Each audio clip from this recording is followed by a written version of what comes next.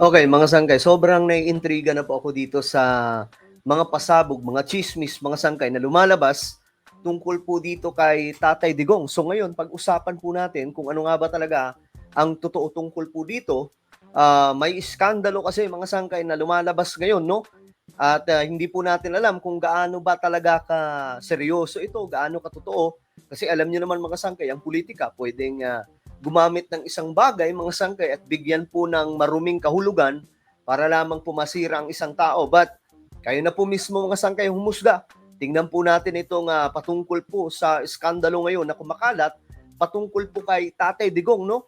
Marami po tayong update tungkol dyan mga sangkay. Anyway, bago tayo mag-umpisa, paki-subscribe po muna yung ating YouTube channel. Tayo po ay 1.52 million subscribers na. Sa mga hindi pa po dyan nakakapag-subscribe, makikita nyo po yung subscribe button sa baba ng video na to. I-click nyo lamang po yung subscribe, i-click ang bell, at i-click nyo po yung all. Sa mga nanonood po sa Facebook, i-follow nyo po yung ating Facebook page. Okay, ito na mga sangkay. Diretso na po tayo. Ito kasi, ang dami kong nakikita, nakaraang araw pa to actually. Ito, may nag-post mga sangkay, sinasabi po dito ang alpot na kabit ni Duterte pinagkakalat ang private photos nila. Talaga ba? Totoo ba to mga sangkay? I'm sure marami sa inyo alam nyo na po siguro yung kwento tungkol po dito. Ako naman mga sangkay, kumbaga nakikichismis lamang, magkokomento lamang po tayo dito mga sangkay. I'm not sure kung gaano katotoo ito. Diba? Ulitin ko mga sangkay, ang politika, alam nyo naman sa ating bansa, no? Pwedeng gamitin po yung mga bagay para gawing basura, nang sa ganun, gawing paninira. Pero ayun nga po mga sangkay, narinig ko rin po ito sa isang vlogger na parang may nagkakalat nga raw po mga sangkay, no?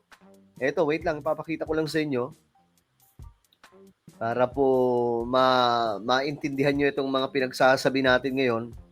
Ayan mga sangkay, pambihira. No, ano tong mga private photos daw po ito na pinagkakalat ng kung sino mang taong yan, mga sangkay. Totoo kaya ito? Ngayon, ito pa. Itong anak ni PRRD daw, mga sangkay, di umano, meron daw pong pahaging. Sabi dito mga sangkay, if my mother has been tolerating your behavior, I will not. Ito, mga sangkay, basahin po natin. Ito ang sinabi ni Veronica Kitty Duterte, anak ni dating Pangulong Rodrigo Duterte at ng common law wife ng huli na si Hanilet Avancenia sa kanyang Instagram story kung saan tila nagbabala siya sa isang di umano'y kabit ng kanyang ama. Pambihira. Who are you? To this certain individual, I am telling you that if my mother has been tolerating your behavior, I will not. Ito po yung pasabog ng anak po ni former President Rodrigo Duterte. So, ngayon, hinanap ko kung gaano katotoo yan, mga sangkay. Mamaya, chismis lamang po yan. Totoo pala talagang nag-post. Ito po, Kitty Duterte slams former President associates misleading acts. So, ano ba ang mayroon dito, mga sangkay? Ayan, no?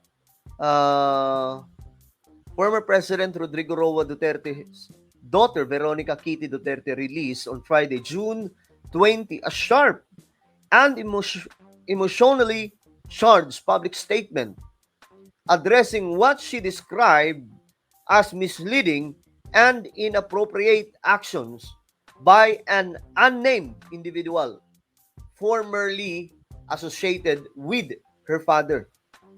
So, sino kaya ito mga sangkay? Ito, napakahaba pala ng post niya no?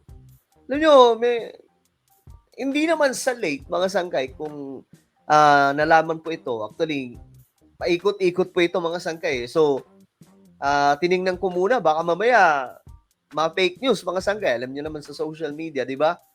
Kayang-kaya pong gumawa ng kung anong kwento tapos fake news pala. So, sino kaya ito mga sangkay na tinutukoy ni Kitty Duterte? No? Ito, my siblings and the people close to PRRD have been notified about this individual already. They know the truth. They stand with it. Mhm. I was in The Hague for 3 weeks, yet this person was now here to be found, hidden from the cameras and hidden from sight. So, who's that girl? Mga sangkay. Pambihira. Ayan no, ito pala talaga. I am not blind to my father's ways. In fact, okay, ngayon mga sangkay, ito. Napakarami na ito eh.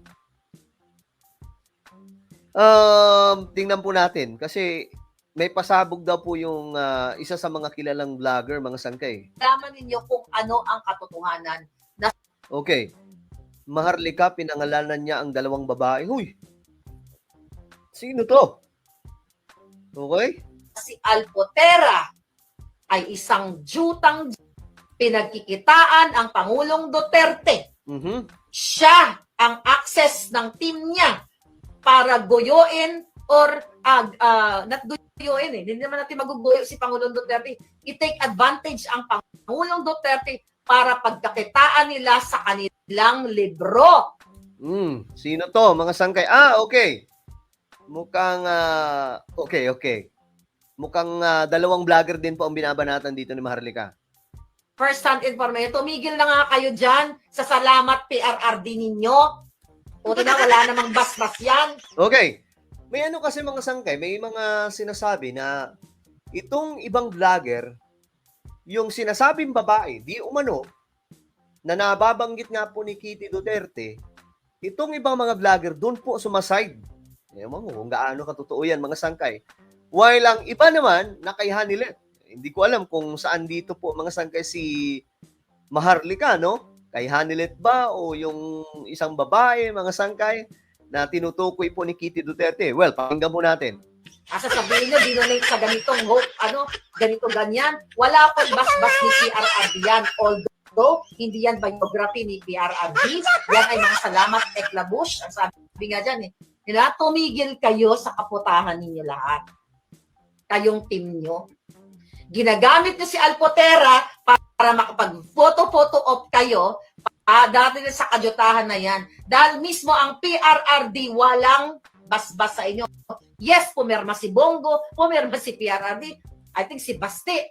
Sinasabi nga po kasi nila mga sangkay, itong babae daw na to, ano daw to mga sangkay malakas daw po talaga eh. At saka may ganun. Sabi nila mga sangkay, may ganun daw po. Ngayon, kaya daw sumaside doon yung ibang mga vlogger na DDS dahil nga daw po mga sangkay, matindi ang impluensya. Di umano ha. Di umano mga sangkay. Kaya nga po ngayon yung mga DDS vlogger, medyo mayroon pong hindi pagkakaunawaan tungkol dyan. Kaya ito po ang nangyayari. Pero nice lang sila sa inyo.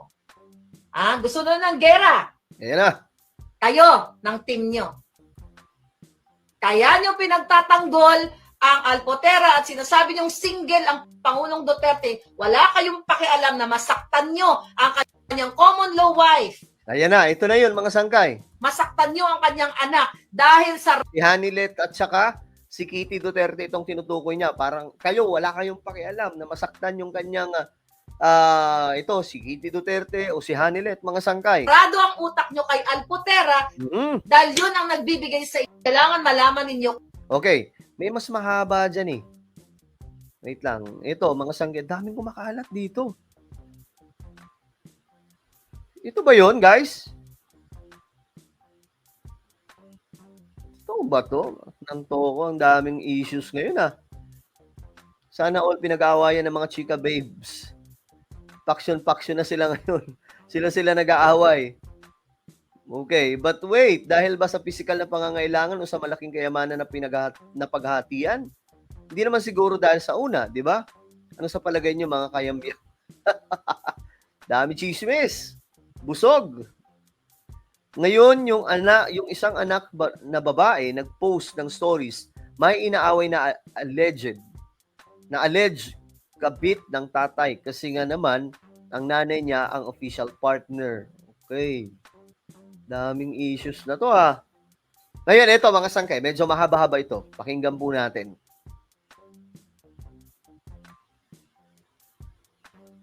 Kasi dito nabanggit yung tungkol sa maselan daw na picture, something, kabit, or etc. Pakinggan mo natin. Gusto na ng gera. Kayo, ng team nyo. Kaya nyo pinagtatanggol ang Alpotera at sinasabi nyong single ang Pangulong Duterte. Wala kayong pakialam na masaktan nyo ang kanyang common law wife. Masaktan nyo ang kanyang anak. Dahil sarado ang utak nyo kay Alpotera, dahil yun ang nagbibigay sa inyo ng access ng perks kay Pangulong Duterte. Yun ang sinasabi natin kanina mga sangkay. Para sa perma-permang libro na pinagkakitaan nyo.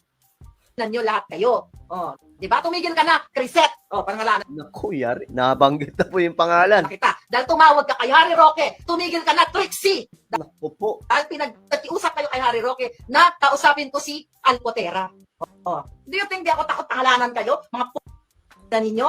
Oh, sige nga, para saan kayo? Tumawag ka! May recording ako dyan. O ano ngayon? Sige Yari, nagkakalabasan na mga sangkay. nga, Trixie, ayaw niyong umamin dahil sa Alpotera na yan. O Crisette, sabi pa nga dyan, buti pa sila. Sabi pa, ayon sa ating informante dyan, di ba? Buti pa kayo kumikita. Ano ba? O para ba kayo kaya? Ayan ngayon, si Alpotera, pinakita ang private part ni Pangulong Duterte. Yun. Yun ang sinasabi, mga sangkay. Pinakita daw po yung private part ng Pangulong Duterte. So, ano yun? Anong private part yun? Pambihira, mga sangkay. Ibang klase po ang palang nangyayari ngayon, mga sangkay na chismisan, no?